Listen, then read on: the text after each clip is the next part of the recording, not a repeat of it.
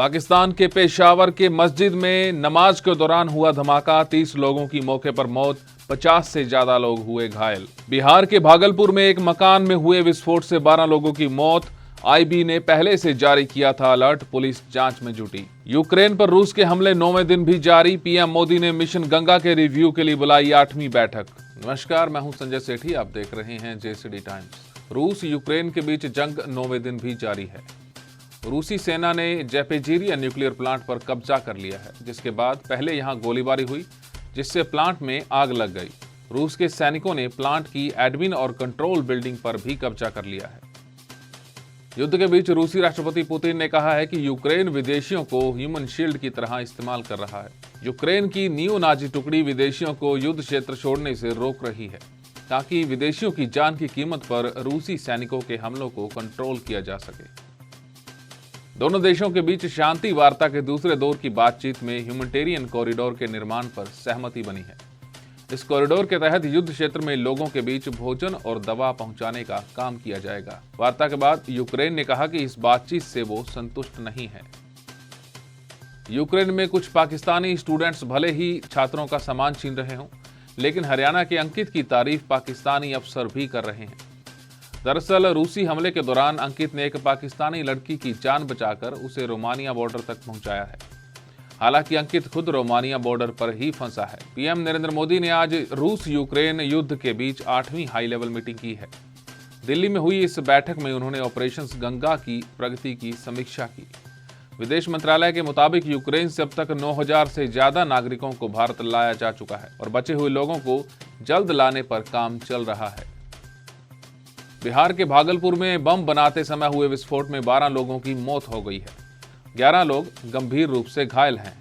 इनका इलाज चल रहा है। पुलिस के मुताबिक भागलपुर के 2 लोगों को कोलकाता में विस्फोटक के साथ गिरफ्तार किया गया था। सिर्फ इतना ही नहीं, कुछ दिन पहले भागलपुर के रेलवे स्टेशन पर भी 2 बम मिले थे। फिलहाल पुलिस इस मामले की हर एंगल से जांच कर रही है। पाकिस्तान के पेशावर में आज नमाज के दौरान हुए आत्मघाती बम हमले में करीब 30 नमाजियों की मौत हुई है। वहीं 50 से ज्यादा लोग घायल हो गए हैं। यह विस्फोटक पेशावर के कूचा रिसालदार इलाके में किस्सा ख्वानी बाजार की एक मस्जिद में हुआ है। कुलभूषण जाधव मामले में भारत को एक और जीत मिली है। अंतर्राष्ट्रीय कोर्ट के फैसले के बाद आखिरकार इस्लामाबाद हाई कोर्ट ने पाकिस्तान सरकार को निर्देश दिया है कि वो कुलभूषण जाधव की मौत की सजा के खिलाफ अपील करने के लिए भारत को वकील नियुक्त करने का एक और मौका दे। भारत में ड्राइवरलेस कार की कल्पना मात्र की गई थी, लेकिन इस कल्पना को चंडीगढ़ यूनिवर्सिटी के स्टूडेंट्स ने साकार कर दिया है। चंडीगढ़ यूनिवर्सिटी के मैकाट्रॉनिक स्टूडेंट्स ने एक आई पावर ड्राइवरलेस कार का निर्माण किया है। 3,80,000 रुपए की लागत से बनी ये कार बिना किसी ह्यूमन इनपुट के चल सकती है। अब बात आज के इतिहास की।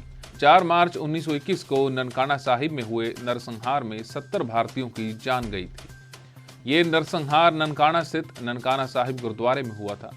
बात तब की है जब देश में अंग्रेजी शासन के खिलाफ असहयोग आंदोलन शुरू हुआ था। ननकाना साहिब गुरुद्वारे में स्थानीय लोगों ने मिलकर शांतिपूर्ण ढंग से एक सभा का आयोजन किया था।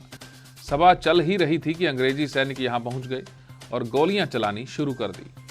सभा में मौजूद 70 लोगों की जान चली गई। जलियांवाला हत्याकांड के 2 साल के भीतर हुए इस हत्याकांड के बाद अंग्रेज सरकार के खिलाफ प्रदर्शन और भी ज्यादा हिंसक हो गए। भारत में जलियांवाला बाग स्मारक बनने के बाद पाकिस्तान में बसे हिंदू सिख परिवारों ने भी ननकाना साहिब में शहीद लोगों की याद में स्मारक बनाने की मांग की थी।